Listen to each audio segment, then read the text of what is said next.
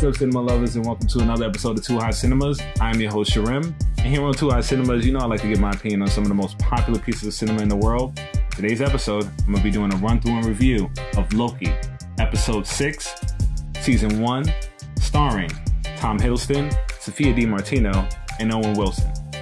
Now let's get into it. Loki and Sylvie enter the Citadel at the end of time, where they are greeted by Miss Minutes. She relays an offer from her master, He Who Remains, to return them to the sacred timeline while offering him sovereignty and her happiness. However, the duo reject the offer.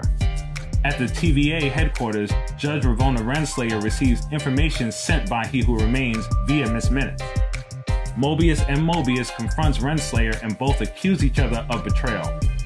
Renslayer leaves to search for free will after overcoming Mobius' attempt at pruning her.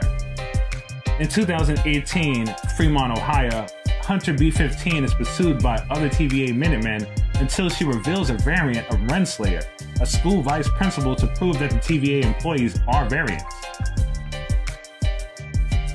Meanwhile, He Who Remains greets Loki and Sylvie, who are both surprised that he is just a man.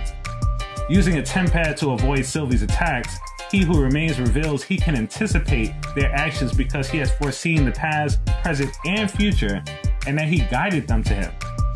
On that note, don't forget to check out some of our merch options provided by KLB Supply at klbsupply.com. Follow KLB Supply and Too High Cinemas on all social media platforms. Like and subscribe for any updates.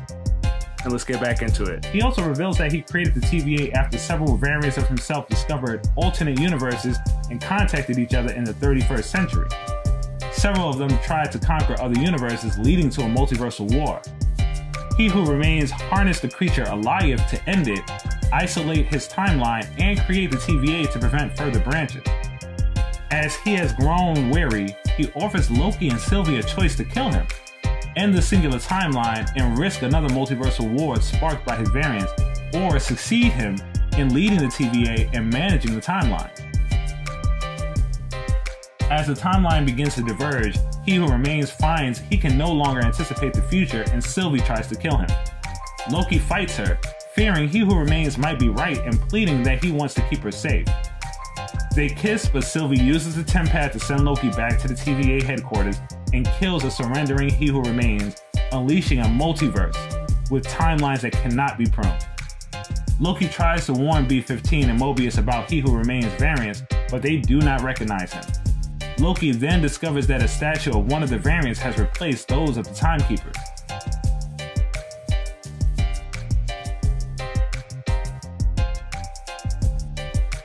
Alright, so now my review.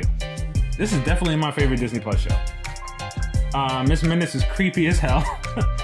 Both when she talks to Renslayer and the Lokis when they enter the Citadel at the end of time. Like, she was, what did she do? She did a little creepy, kind of trying to give them the devil's bargain type thing. Oh, that was creepy, cringy. And then when she was talking to Renslayer, Renslayer was like, this is one I asked for. And she was like, oh, well, this is what he thinks is better for you. Like, who is this person? Like, who is Miss Minutes? Like, she's digital, she's sentient, but also can live in the outside world. What is this? I don't know what's going on. But we get He Who Remains, who tells us this whole time the Sylvie and Loki meeting, the downfall of TVA, was orchestrated by him. I don't think I ever watched something on TV where I was more focused on understanding each word coming out of a character's mouth than with He Who Remains. We got the multiversal war explained. What else? It was as simple as, well, it wasn't as simple as multiple universes fighting for dominance. It was variants of He Who Remains fighting for their timeline to be the dominant one. Not gonna lie, Jonathan Majors' performance genuinely has me scared of what possible horrific things his variants might do. I'm ready for season 2 of Loki. I'm just ready for season 2. My most streaming show, or my most anticipated streaming show, is Loki season 2. This was a great season finale. So now the grading. So for comedy, definitely gonna give it dank. Drama, definitely dank. Action, dank. Horror, dank. And that was my run through and review of today's movie. Please hit the like, subscribe, and comment down below what you would like me to review next. For now, smoke you later.